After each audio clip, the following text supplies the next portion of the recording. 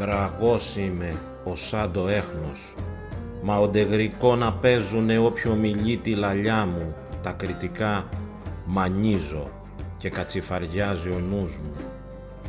Έπαε τούτο το ξαθέρι των τόπων, αν εφρουκαστείς καλά, θα παντήξεις λέξεις πιτίδιες που πορίζουν από το στόμα των ανθρώπων αμάλαγες εδά και 3.000 χρόνους.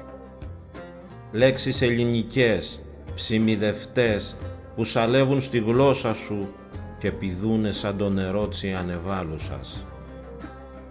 Έτσι όμως όπως λαλιούμαστε μπλιό, αφορούμε πως θα αποδώσουμε την κριτική λαλιά γη μαγαρισμένη, γη ασούσουμη.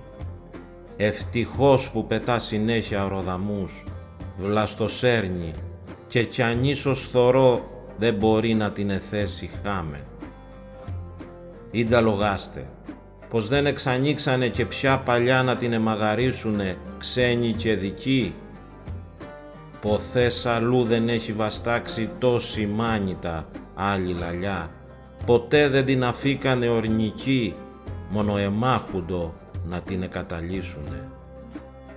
Μ' αυτή δεν καμνεί ποτέ τα μάτια τζι, μόνο γλακά απ' τη μια μεριά του νησιού σαν με την άλλη, ως σαν τον έφαλο που όμορφα αμπρουλιάζει το κριτικό χώμα. Βγαίνει στα εύγορα και ανεδιάζει το χρόνο που διαβαίνει, ανήμπορος να τσιβρεί ψεγάδι. Οι γονέοι μας κάμανε το χρέος τους, γι' αυτό μην ξαργείτε.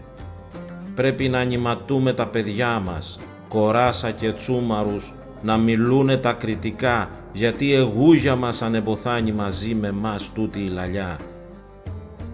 Ξάσας πάλι, του λόγου μου σκιάς, κοίτομαι και ξυπνώ την ταχινή, μνόγοντας το όνομάτζι.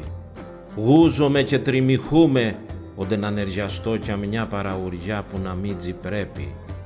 Κι έχω εκταγή μεγάλη, στην ύστερη μου αναπνιά, να βγουν απ' τα χείλη μου οι λέξεις που έχω μαχωμένες τόσους χρόνους. Πώς ερέγομαι, λαλιά μου αθάνατη.